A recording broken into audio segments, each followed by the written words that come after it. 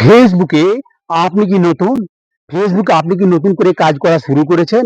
তাহলে ভিডিওটি আপনার জন্য। ভিডিওটি শুরু থেকে নিয়ে শেষ পর্যন্ত কন্টিনিউ করুন। নতুন অবস্থায় আমরা যে ভুলটা করে থাকি, আমরা যখন দেখি যে কোনো একটা ভিডিও ভাইরাল হচ্ছে, কোনো একটা ভিডিও ভাইরাল, সেখানে মিলিয়ন মিলিয়ন ভিউজ এসেছে, সেখানে অনেক অনেক লাইক কমেন্ট এসেছে, তখন ওই ভিডিওটা আমরা কি করি? ডাউনলোড করে নিজের পেজ কিংবা নিজের আইডিতে পোস্ট করে দিই।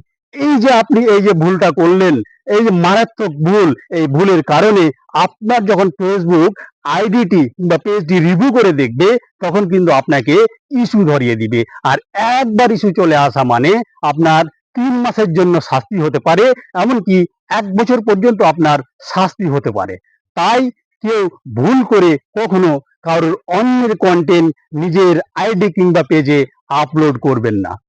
আরো একটা যেটা আমরা ভুল করে থাকি, অনেকে লাইভ করেন, তো সেখানে টাইটেলে লিখেন, আমার এই লাইভটি যারা শেয়ার করবে তাদের আমি এত ফুলের ভালোবাসা দিব। এইরকম লাইভে যদি আমরা জয়েন করি এবং সেই সব লাইভগুলো যদি আমরা শেয়ার করি, সেখান থেকে কিন্তু আমাদের ফেসবুক ইস্যু দিয়ে দিবে। তাই সাবধান, আগে ক্যাপশন দেখবেন, টাইটেল দেখবেন, তারপর আপনারা ডিসিশন নেবেন। তাই লাইভে যাওয়ার পূর্বে আপনারা সব সময় এটা কিন্তু মাথায় রাখবেন। নতুন অবস্থায় আমরা কন্টেন্ট খুঁজে পাই না, তখন ভিডিও বানানোর প্রথমে আমরা কি বলি?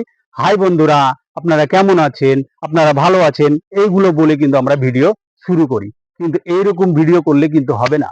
আপনাদের 3 সেকেন্ড, প্রথম 3 সেকেন্ড আকর্ষণীয় রাখতে হবে, যাতে করে আপনার ওই 3 সেকেন্ড ভিডিও দেখে আপনার অডিয়েন্স আপনার পুরো ভিডিওটি ওয়াচ করে। তাই আমাদের ভিডিও শুরু করার পূর্বেই 3 সেকেন্ড আকর্ষণীয় রাখতে হবে।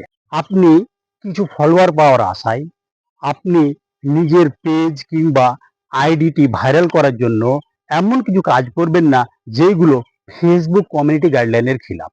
এটা সবসময় মাথায় রাখতে হবে যে আপনি যখন ফেসবুকে কাজ করবেন, তখন ফেসবুক কমিউনিটি গাইডলাইন মেনে কাজ করার। তাই নতুন অবস্থায় এই সব ভুলগুলো করা যাবে না। প্রথমে আপনাকে আপনার কন্টেন্ট ভালো করতে হবে।